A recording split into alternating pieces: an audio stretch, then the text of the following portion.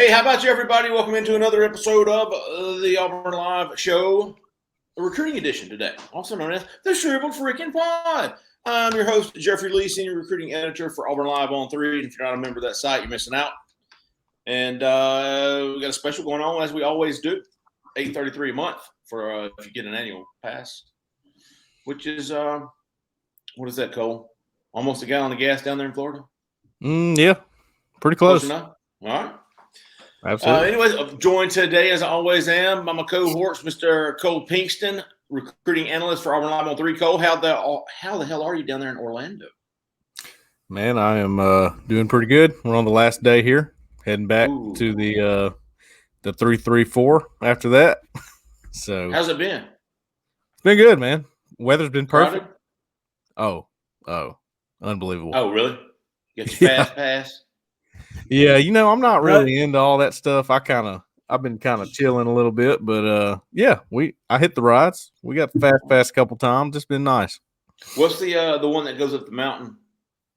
This mountain or Splash Mountain? Everest. No, I think. Everest. Yeah, we had a ball on that now. Yeah, I rode the hell out of that. Yeah, that was pretty wild. Jhead, how the hell are you, buddy? I'm good, man. I'm better that I'm with you guys today. Sorry about last night, and for all the people that called into the show, thank you guys for tuning in. I was able to catch part of it. It was fantastic. Cole making appearances from Orlando really made me feel shitty about myself, but hey, I'm here today. Look, Jhead, I have family here. I got help with the kids, so this is true. It was a solo venture last night, right? Yeah. But be that as it may, we're here today a bit more recruiting.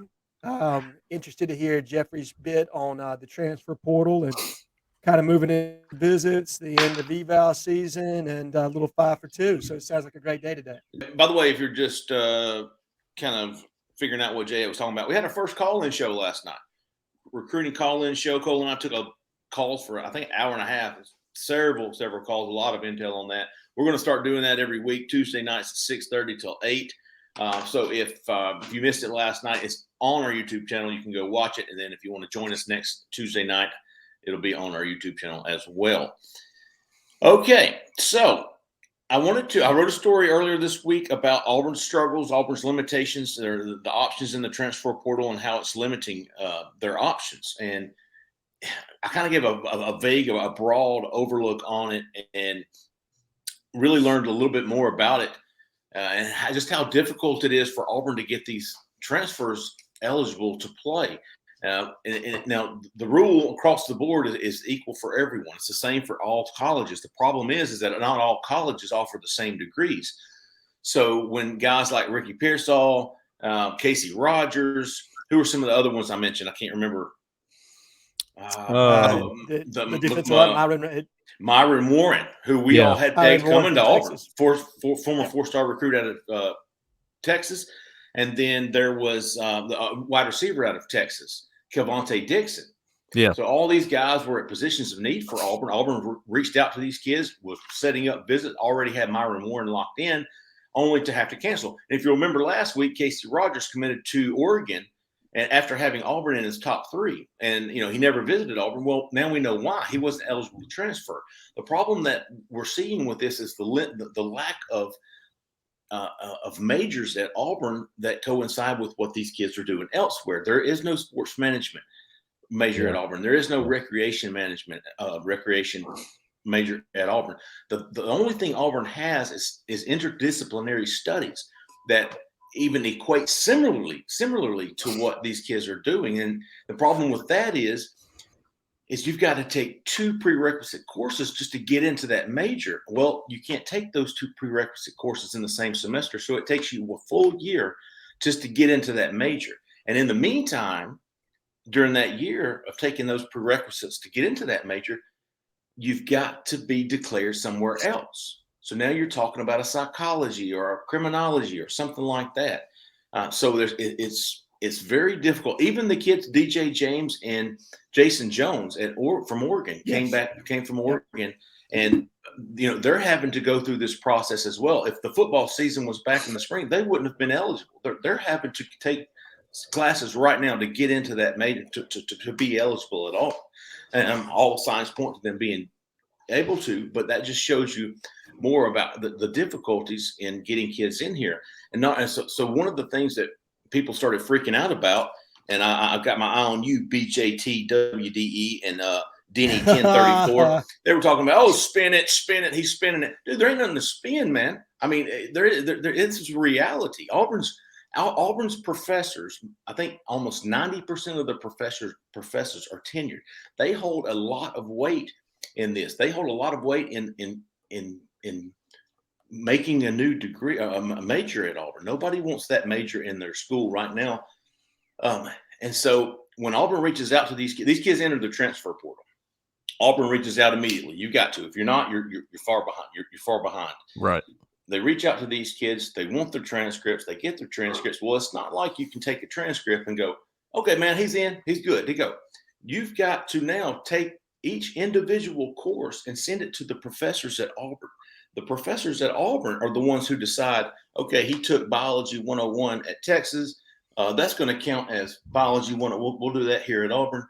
They're the ones who's saying whether or not these classes are transferring and what as. Most of these kids have 40 hours of electives, and you just can't translate that into a major at Auburn. But if Auburn's professors have no reason to put this stuff at the top of their priorities, so if they're giving finals, if it's the first of the semester, the last of the semester, like right now, the past week and a half, dude, they're not in any hurry. So you're waiting for a week just for this professor to say yay or nay on these classes and if they'll transfer. And in the meantime, you've got to recruit the hell out of this kid. You've got to set up official visits. You've got to set up calls, and you've got to do everything as if he's going to be eligible, just like they did with Myron Warren. They're setting up calls, they're setting up official visits, and only then, after these professors finally get around to looking at these courses, at the transcripts, do they find out that he's not eligible. Yeah, he could transfer, but he'll have to sit out a year. Exactly, yeah. And it doesn't make them bad students or anything of that nature. This is not what we were saying, and that's why it makes more sense when we started talking about Ricky Pearsall and why he'd be eligible at Florida and not at Auburn.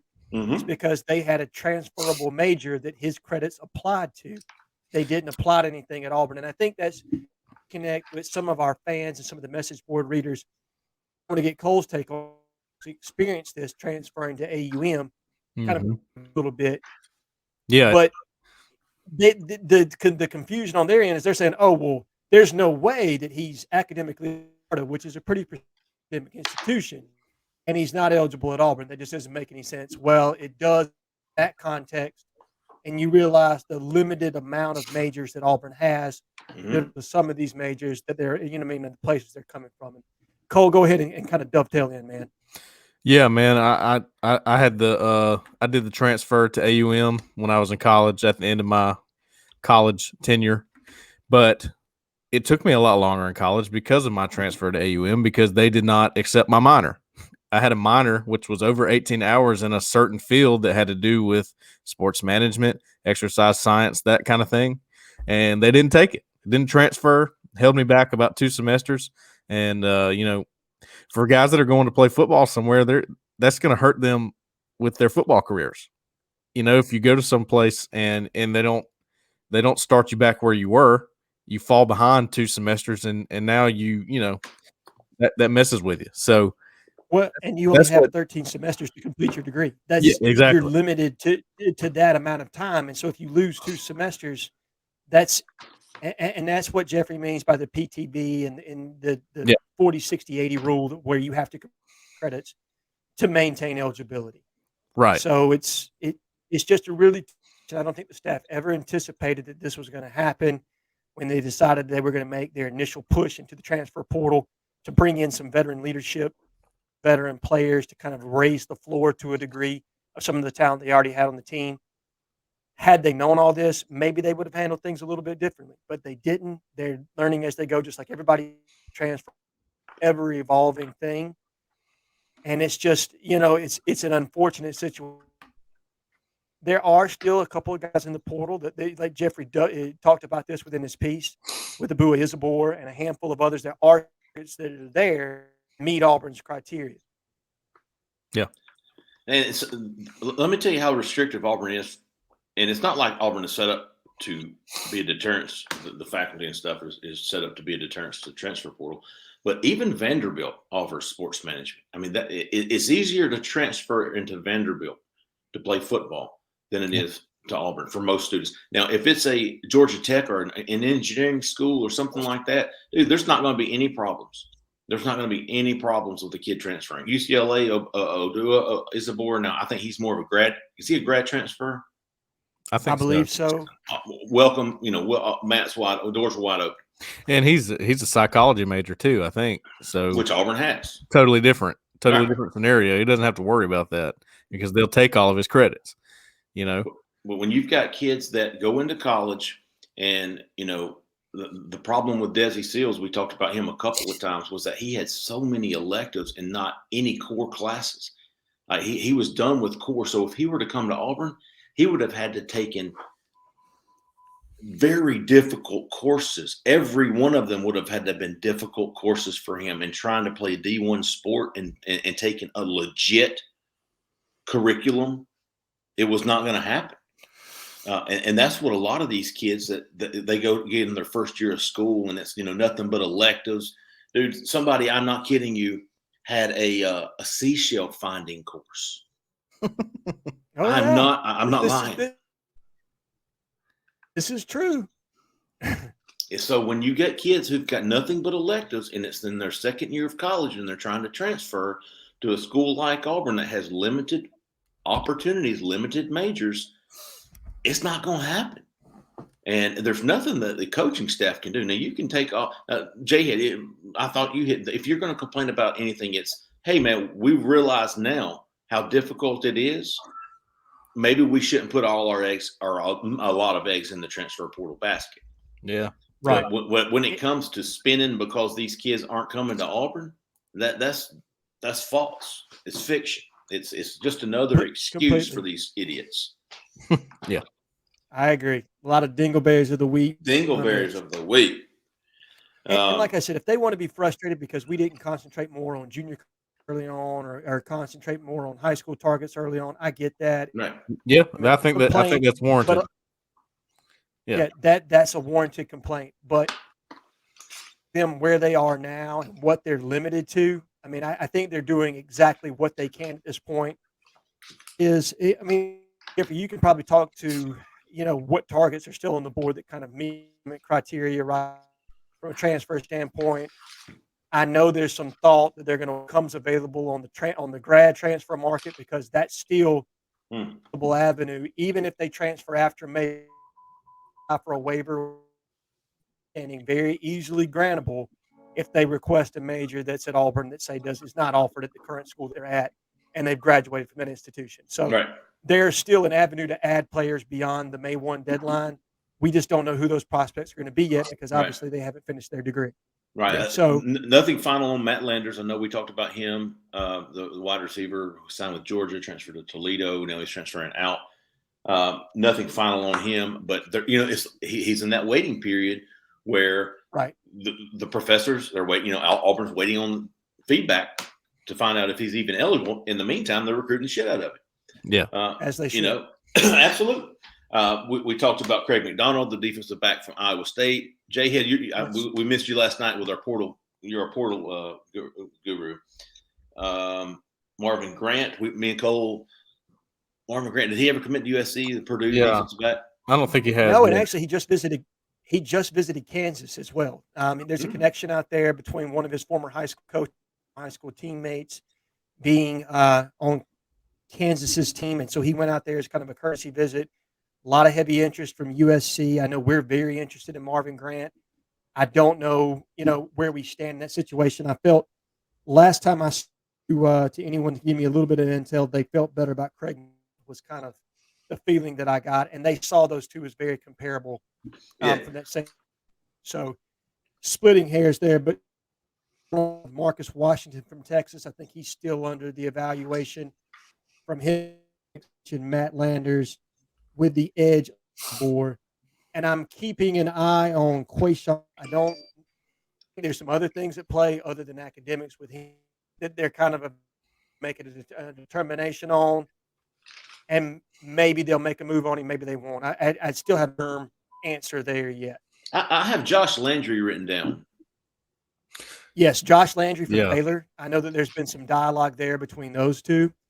I haven't gotten any confirmation that we've moved into the direction of an offer just yet. I know that he's definitely on the board or was on the board at one point. Yeah, I agree. So, a lot of things coming to light, I guess, over the next couple of weeks. Would you say that the May 1st deadline, the transfer portal is closed? Correct. For immediate eligibility. For immediate eligibility outside of grad transfers with a waiver. Those will be the only people that could be entering the portal that we would have some interest. So I think where we left it off at is that the people that will be entering the portal, so it's done for May 1st as far as people that are for immediate eligibility. However, grad transfers after May 1st can apply for a waiver. Those will be the only people that we're really interested in beyond those people that we just listed with Donald, Marvin Grant, Marcus Washington, Matt Landers, the defensive tackle from Baylor, Landry, and potentially John Fuller. And Abu Ezevoir. Those are the targets right now that we're aware of that you guys need to be concentrated on, that we think that we potentially have a shot at. Yes. Hey, and speaking of, and we're gonna turn our focus now to the defensive line. We know we talked about the transfer portal. We mentioned a couple of defensive line names.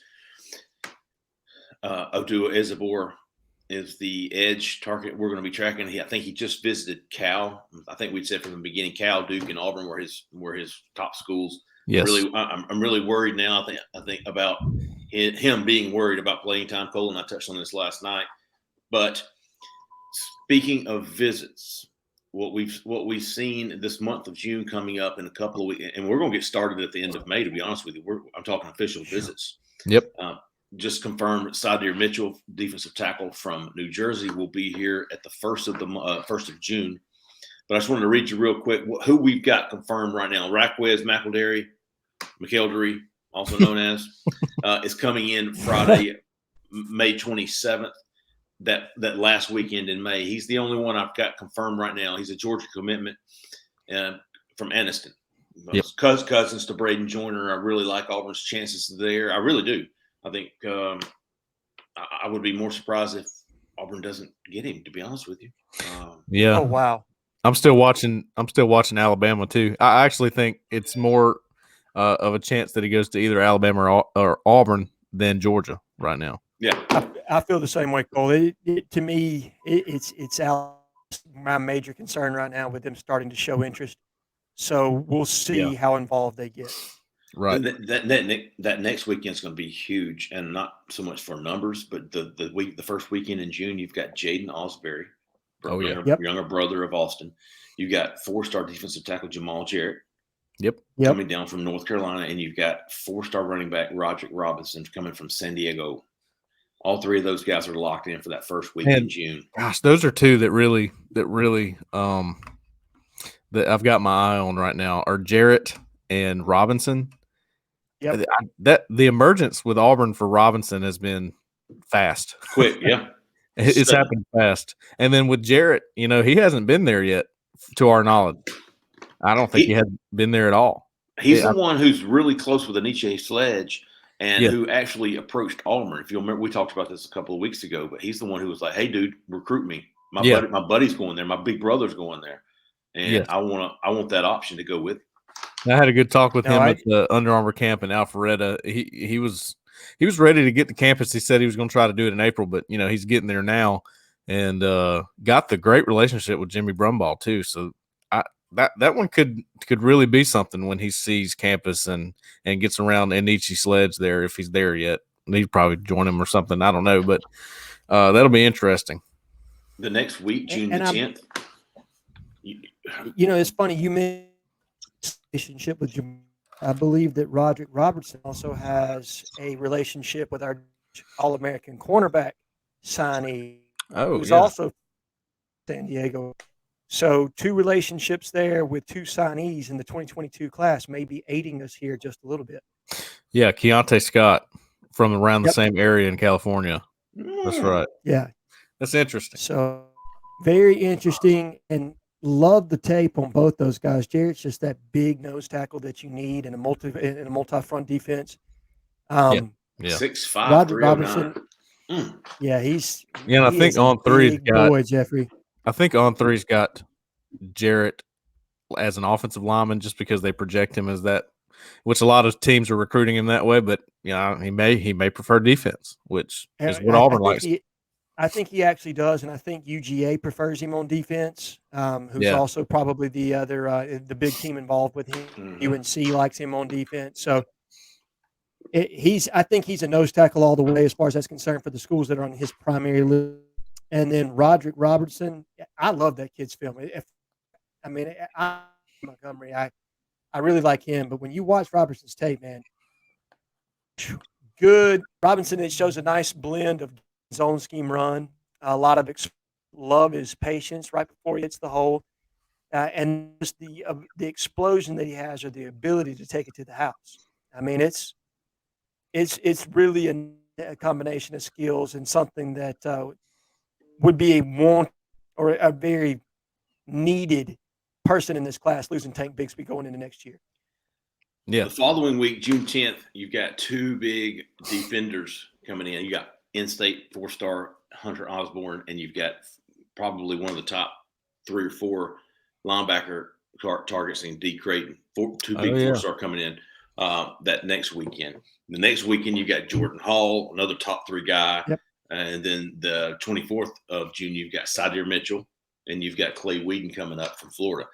A lot of big-time guys coming in for June. And most of these guys have already visited. They visited during the spring. Yeah. And Connor Strow is another from Texas. I missed him. I skipped right over him. He's coming next weekend. Yeah. Friday May 20th. Yeah. Yep, May 20th. Friday week, you've got Connor Strow, and the following weekend, you've got McElderry. Yeah, right. That's just the guys that you guys have confirmed. Right, exactly. That's not Auburn's got other guys that are coming in. This is just who we've confirmed at this point.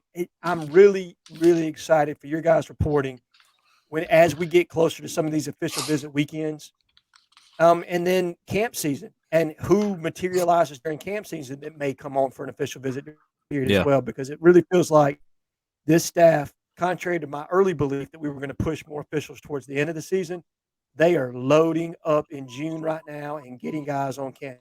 I think here's some other guys that I know have set up official visits, but I just haven't confirmed the dates. Connor Liu, Wilcom Formby, 2 offensive linemen, 1 from Alabama. Stanton Ramil, who just picked up an offer from Clemson today. He did. Got a Clemson offer. Jeremiah Cobb is coming. Reuben Bain is coming back.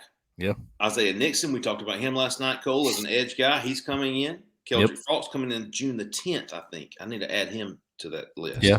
Shandavian Bradley is another edge guy we talked about. He's coming in for, I think, the 24th. Got to get that confirmed. And Hunter Clegg. Clegg, where's he from? Iowa, Cole? Utah. American, that's what I said. American Fork, Utah. So there's several. And that list is probably 10 days old. I'm sure there's been more even added to it than that. So June is going to be stacked. And what I've noticed is front heavy, both offensive and defensive line. Yeah. Big heavy. Which are both, big needs in this class. Mm-hmm. Offense and defensive line are probably your top 2 target areas in class. So excited for the prospects we point and materialize. And then I saw there was a question last night that got asked to you guys with regard to when the weekend is going to be. And it sounds like to this point it's going to be the end of July, which is good because the momentum of having all your official visits in June, your camps in June. Yeah. And then getting on campus for a major event like that in July, as opposed to necessarily where Gus's staff had it the front end of June. Mm-hmm. So sometimes late May for targets to. Yeah, so more time for targets to materialize. Yeah, definitely. If they can get a good turnout there at the Big Cat weekend after all these guys come for official visits, I'm sure that on the official visits, even the guys like Sydir Mitchell that's from New Jersey, they'll go, hey, we got Big Cat Weekend at the end of July. That'd be a great one to come down. You'll know everybody there. 100%. Oh, you know who else? Cole's boy Brock Glenn. Oh, Auburn. Hey. You mean I Auburn? like that. Auburn. That's right. That's right. So need that quarterback in the class later. You got to think Auburn brings him back. He came for practice earlier in the spring, brings him back to basically put the final touches on his recruitment. He's a guy I would expect to visit one more time, leave, and say, hey, I'm going to announce my decision next week. I don't know how well that Holden Gerner knew everybody in the class. Some guys are just popular, like Braden Joyner, Damari Austin. They know all the guys. They've been camping with all the top guys for years. I didn't know much about Gerner, but at the end, he really seemed to be a good recruiter for Auburn. If Brock Glenn were to join the class, I'm sure that he would get to work on that too. That's always a good thing, having a quarterback in the class. Well, and speaking of Brock Glenn, he's obviously going to be competing in the Elite 11 this weekend, the regionals up in Nashville. So that's something for people as far as he's concerned. And really right now, if you've been following his recruitment, it sounds like an Auburn versus Mississippi State battle and one that we need to lock. I know that Virginia and TCU have become more involved there, but I feel very comfortable. Like Jeffrey said, this is going to be a bring him on campus for an official visit, get him locked up, get him in the class, and let him start recruiting. Yeah. And look, Mississippi State might not sound like, that might not fire you up as a battle that you're against a recruit for, but they got some cred with quarterbacks with Mike Leach in there. I promise that dude knows how to use a quarterback. And if he wants you, yeah, you're pretty good. Well, and like you said, the amount of opportunities you're going to have to throw the football in his offense. So if you're excited about throwing the football around the yard, and most quarterbacks are, that's attractive. So that's about watching. But I really like our chances. I mean, from everything that I understand, the interviews that he's done with you guys, to me, it signifies that Auburn is a major player, and if we push, which I think now, that we can get it. All right, let's see. Let's go to our defensive line 5 for 2 this week. All right. How are we going to do this? So we're going to break it up just like you would break it up across the defense. We're going to go defensive end, nose guard, and then defensive tackle. And the tackle spot is that hybrid position 3, the 4-eye, the 5, contingent on what front we're going to be in. That's going to be kind of your swing piece to a degree line up. All right, where are you going to start? Let's start with end. It's an attractive one to start with. Not edge. We're talking end. Yeah, we're talking end. So the strong side end. So Kobe Wooden. So the you got it. The Kobe Wooden spot, and you guys may include him in yours. I did not include Tamari and TJ Parker on my end list, just because we're recruiting him as an edge. As far as that's concerned, they can tell him whatever they want. He's going to end up playing defensive end when he gets to Auburn, in my opinion, because his body's just going to grow into it. But for the time, consider him an edge. I think he's probably getting talked to about both, Jhead, because Jimmy Brumball's been in the mix there too, as well as Rock Bellantoni. So, he could be considered in this category too. If we are considering him in this category, he's going to be number 1 for me. Okay, well let's put him in the number 2 for me. Starting number 1 for me, Osborne, Hewitt Trustful High School, or Clemson and Tennessee probably being your other 2 big dogs in the race. And with that, I will kick it to Cole, who says TJ Tamarian Parker is his number 1. Yep, TJ Parker is going to be number 1 there. Are we counting Keldrick Falk? I'm counting him as an edge. Yeah, okay, that's what I was thinking. Okay, I like for number 2, let's go with – I'm looking at the list here. I don't have it in order, but I know who I want. I like Reuben Bain's edge too. How about Gavin Hill, who was just offered not too long ago from Buckholz? I like that. Gainesville, Florida. He's one that we don't know much about yet, and I think that he is – going to probably officially visit really soon too, if I had to guess. All right, so I would, Go ahead, Jay Lee. I cut you off. Well, I'm sorry. Russell's an edge. Falk's an edge. We've named Parker. Yep.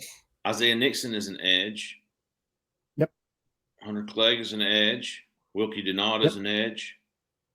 Ashley Williams is an edge. Now you're getting to like Hunter Osborne, certainly. Yep. TJ Searcy. Yeah. Yes. On my list. Could I have him as a D end? Or is yeah. He's definitely a D end. Any question on that? I'll take TJ Searcy. I'll draft him 3rd round. Yep. And you probably could throw Joshua Horton in this category as well. That would have been my next one. Yeah. You could. I'm going to keep him on my defensive tackle board, but you guys can draft him to end if you want to. But, and what's weird is in the same category on 3, you've got Caden McDonald, you've got Sadir Mitchell, and then you got Jamarius Brown. Like, yeah. Right. So and they don't separate ends in defensive line. They together. Oh, for real? Multiple fronts. So your defensive line is a hodgepodge of end, nose tackle, and defensive tackle. Yeah, and it could always change. These are the guys that we're all thinking project there at the moment, right? Right now, at this point, we've got Hunter Osborne on the board, correct? Mm-hmm. Definitely. Okay. TJ Tamarian Parker is number 2, correct? Yep. Gavin Hill on the board. Gavin Hill, yep. TJ Searcy. And I'll give you my last one that's on my list is Jamarius Brown. Yeah. With so he's a bigger Florida, boy. Mississippi State. He's a bigger boy. I thought he was, but the latest report I got is he came in at like 260 on campus. If he's in high school, there's no way he's playing edge by the time he gets to Auburn. He's going to eat his way into defensive end. Yeah. No question. I saw him in person. He's a big kid. Definitely. Right. So I think he's definitely going to be a 5 tech. And my bonus name is Terrence Green. Oh, yeah. He's going to OV here relatively soon. And your major players with him are going to be USC, Texas Tech. And people may say Texas, but look, he's doing a fantastic job down at Texas Tech right now. I think he's got 5 class. Now, granted, it's chock full of 3 stars, but they're doing a really good job of turning 2 in that Texas area. So watch out for them on the recruiting trail as far as it's concerned for a guy like Terrence Green. All right. Let's go to your nose guard? Yep. Yeah, nose guard. All right. I don't know where to start here. Y'all lead us off, man. Jhead, all right, nose guard. One. I'm going to go ahead and start with 1. Go ahead, Cole. No, go for it. You go first, and let's see if I'm the same. Okay, nose guard, number 1, Sadir Mitchell from Bergen Catholic, New Jersey. Other teams involved are going to be Texas A&M, Georgia, and Miami. Yep, I will agree. Sadir Mitchell is probably number 1 on that list. And then Jamal Jarrett would be next. Yep, that's my number 2, Cole. Mm-hmm. Well, hell, who's number 3? Caden McDonald, right? See, I would have these guys as 3s. I don't know. Y'all keep going, dude. So you got Sadir Mitchell, you got Jamal Jarrett, you got Caden McDonald. Who else you got? That's probably your main 3. Okay. I can't come up with anybody else. Probably your main 3, though. Yeah, go ahead, Cole. You Xavier name my 4th. Yeah, Xavier McLeod could probably be in that position as well. So he would be considered there as well. I'm wondering when he's going to get back on campus too, because he had a really good visit and haven't heard much from him lately. I'm going to try to catch up with him and see what we can find out. And then last name on my list would be Jamarian Harkless from Lexington, Kentucky. Yeah, new offer. Other major players are Kentucky, Illinois, Georgia, and LSU. And what's significant about that is those are all teams that use a multi-front defense. They're all looking for a nose guard. I don't think he's a frontline guy for any of them, but somebody that they could probably start to cultivate more information on and shift or change on their board. He may be somebody, whether it's somebody like a Sadir Mitchell coming off the board to us, or somebody else that could cause Harkless to come up the board. So that's probably my fifth guy. Gotcha. And then we can just fill in the rest here. Okay, 3 tech. Defensive tackle. Are you? Josh Horton. Yeah, Josh Horton, number 4 for me. Langston Hughes. Yeah, this position is sort of narrowed down a little bit because you had Will Norman from IMG Academy, who did not include Auburn in the top schools. Yep. You had Kelby Collins, who did not include Auburn in his top schools. And I probably would have had both of them in there in the first place. But now maybe the other Jordan Hall, not the linebacker, but the defensive lineman Jordan Hall from Jacksonville, Florida, would put him in there. You're reading my mind, Cole. That's exactly who I've got as my number 2 is Jordan, Jacksonville, Florida. Yep. And he is an absolute stud. Yeah, he is. He's one of the more impressive ones because, and again, when you're talking about the 3 techniques, that position, that's going to be your biggest, probably more athletic guy, but with the size advantage as well. So that's a really good combination there for the 3 techniques. How about James Smith? Yep, James That's Smith. my number 3, Jeffrey. There you go. Okay. Wasn't going to name. I had to get it in before I ran into names, man. Well, I was not going to name him first. Board. Yeah, with Will Norman and Kelby Collins kind of leaving us out, and I don't think we're done recruiting those guys. Let me get that out there right now. I think they're still on our coaches' board. I just, unfortunately, just only recency bias dictates that we shouldn't really talk about them. But I don't think our coaches are going to give up recruiting. But 2 names would be Will. I'll throw another one in there, which he is sort of an edge end hybrid. Just a bonus name to add is Desean Womack from Baltimore, Maryland, who did include Auburn in his top schools and is going to visit at some point in the summer. I've got a name, and he just was offered, I think last month, maybe in late March. But Xavier Hardy. Oh yeah. From Macon. Yeah, we should definitely put him on there. Yeah.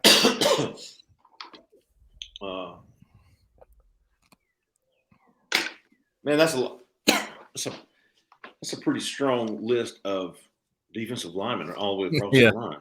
It is, and it really is. And since last time, you had 2 big ones that were eliminated in Norman and Collins, and like Jhead said, they're probably not completely eliminated. I don't think they're going to stop recruiting them, but looking at the targets that are more realistic, and they don't fit that bill anymore. So, still a bunch of names, regardless. That's pretty impressive. I agree. Hey guys, I know Cole's got to get back to the family and to Mickey, but do y'all have any how about yous this week?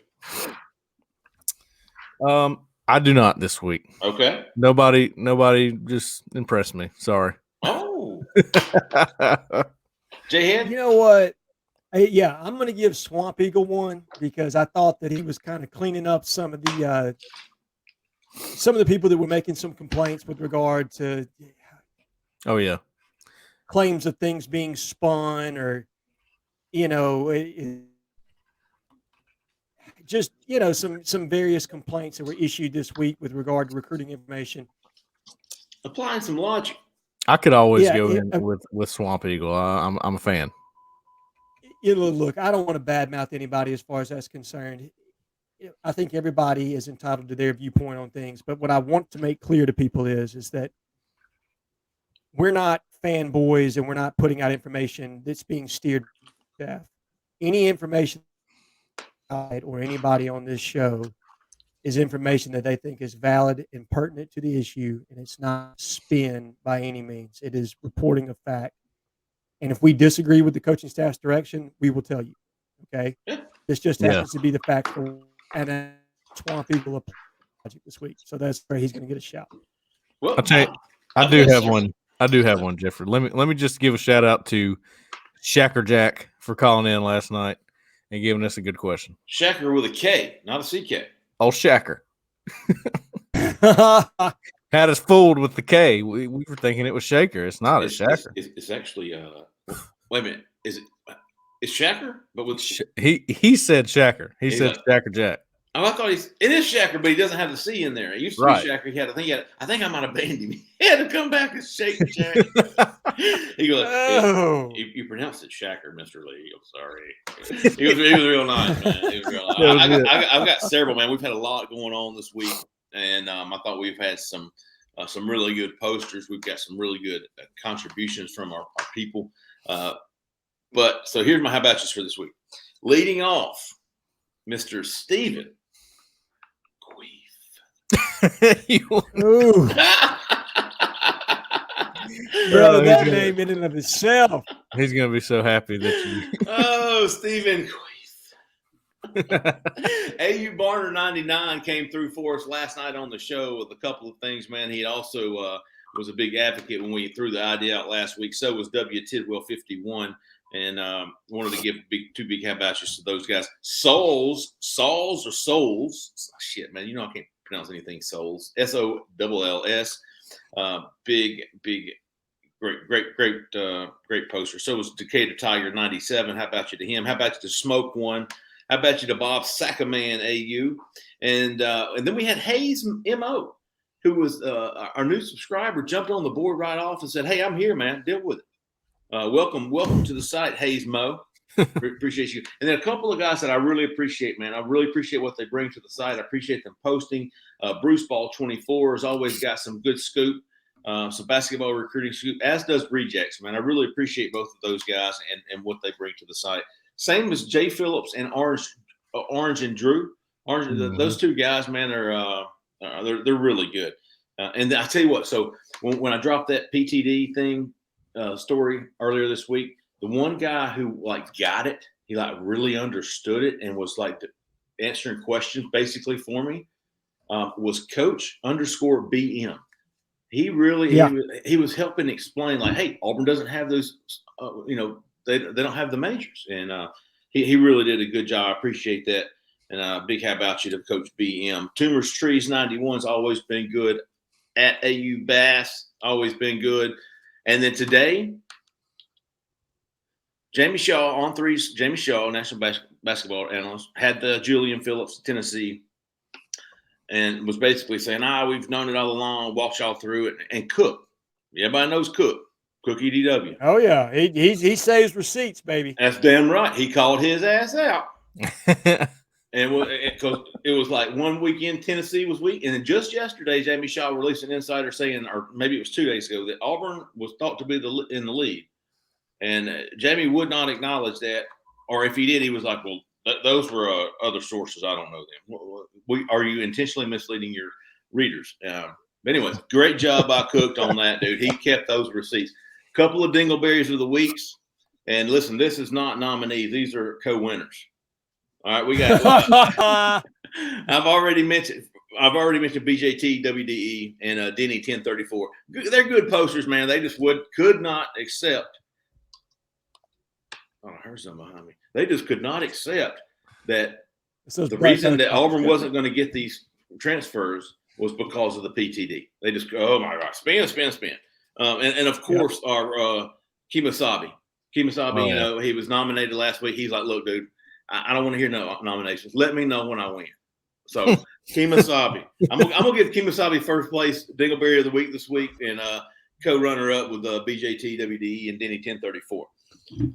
But we've had a lot good stuff, man. We've had a busy message board. We've had good stuff to talk about. We've had great contributions from our subscribers, and it just keeps getting better, man. Auburn Live on 3. If you're not a member, you jump on that, man. We've got offers all the time. We've got coming up. We've got our call-in show from now on Tuesday nights at 6:30. Be sure to listen to that.